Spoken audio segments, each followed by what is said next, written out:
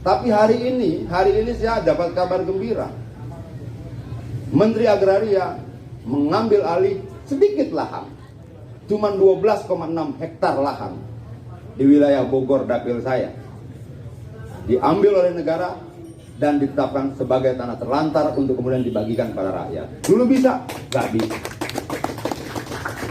Dan itu tanah siapa? Itu tanah sebuah yayasan yang dulu ketua yayasannya adalah Ibu Tin Soeharto. Sesuatu yang dulu tidak pernah kita pikirkan. Dulu negara bisa mengambil tanah rakyat tanpa ganti rugi. Negara bisa mengambil tanah rakyat tanpa memberikan pertimbangan apapun pada rakyat. Terjadi di mana-mana, terjadi di mana-mana. Di Bogor ada, Sulawesi ada, Jambi saya yakin pasti ada, Sumatera Utara ada, Aceh ada, dan sebagainya. Dan saya bagian dari proses reformasi itu akan terus berjuang untuk mengembalikan itu satu persatu.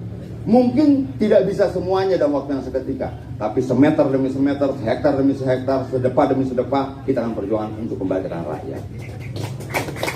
Hari ini kebetulan tadi pagi Menteri sudah tanda tangani dan saya sudah dapat fotonya.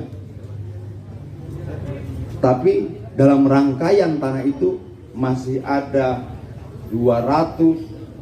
sekitar 220-an hektar lagi.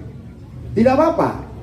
Tidak mungkin kemenangan besar kita dapatkan kalau kita tidak memenangkan kemenangan-kemenangan kecil.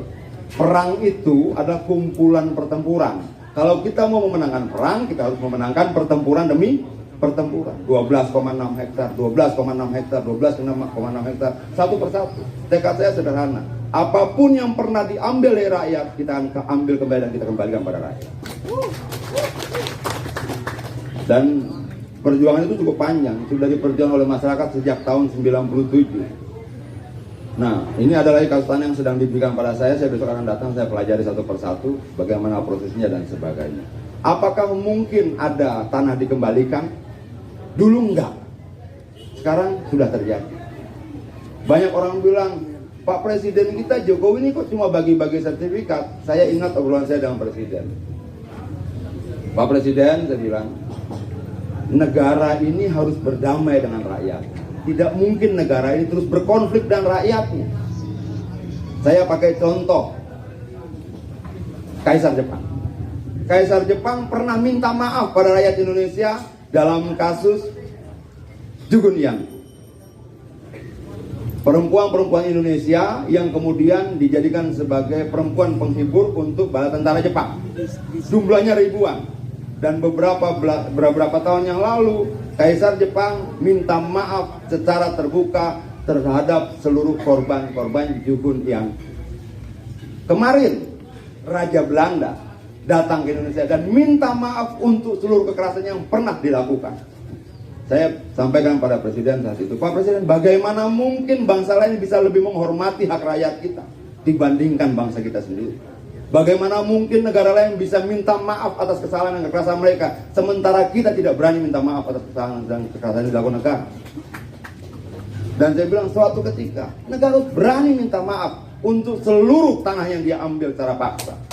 Negara harus berani minta maaf untuk seluruh kekerasan yang pernah dia lakukan. Kalau negara lakukan itu, apakah negara kita kehilangan wibawa? Tidak. Apakah kemudian pemerintah kita kehilangan wibawa? Tidak. Tapi ketika negara, ketika pemerintah, ketika institusi negara sebagai lembaga buatan manusia mau mengakui salah, mau minta maaf, itu adalah pengakuan terbuka bahwa dia bukan lembaga yang paling sempurna dan mungkin bisa berbuat salah. Lalu kita bicara kepada Presiden terkait dengan konflik agraria. Mas Adian, ada dua tentang konflik agraria. Pertama, pencegahan. Kedua, penyelesaian. Pencegahan bagaimana? Itulah sertifikasi. Orang meremehkan, apa sih sertifikasi segala macam? Loh, kalau lu tidak mau ada konflik agraria, berikan perlindungan hukum terkuat terhadap rakyat. Apa? Sertifikat. Dalam Undang-Undang Pokok Agraria, sertifikat hak milik itu adalah sertifikat yang paling kuat, hak bukti yang paling kuat yang dimiliki oleh rakyat. Itu dilakukan. Untuk apa? Untuk mencegah terjadinya kembali konflik agraria. Sudah sempurna? Belum. Sudah semua? Belum. Tapi langkah ke arah sana sudah dikerjakan. Kedua apa? Kedua, penyelesaian konflik. Menurut Mas Adian bagaimana? Saya bilang begini, Pak Presiden, kita jangan mulai dari kasus-kasus besar. Kita mulai dari kasus-kasus kecil. Apa itu? Tambang. Apa itu? Perkebunan. Maksudnya bagaimana Mas Aidan? Begini Pak Presiden, kalau ada perkebunan diberikan izin 10.000 hektar, memangnya dia pakai 10.000 hektar?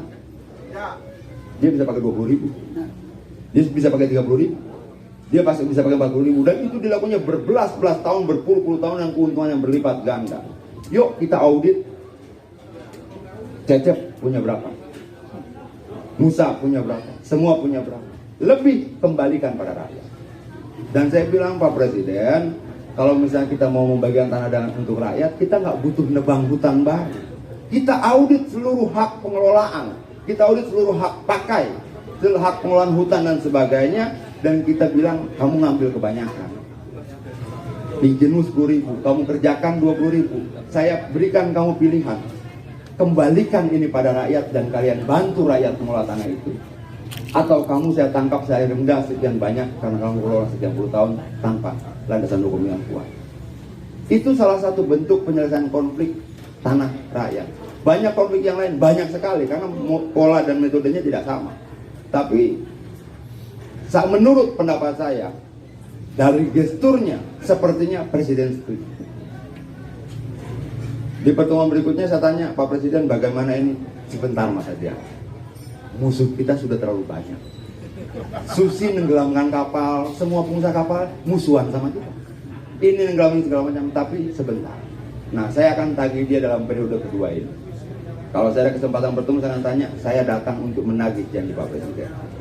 Kenapa? Karena menurut saya langkah yang baik harus kita tepati. Nah, inilah buah reformasi yang sedang kita perjuangkan. Jangan buru-buru kecewa. Setiap bangsa dan setiap generasi, setiap angkatan akan memiliki persoalannya. Tidak kemudian ganti presiden, lalu kemudian seluruh persoalan selesai, seluruh masalah selesai, tidak ada masalah. Nggak ada jaminan seperti itu.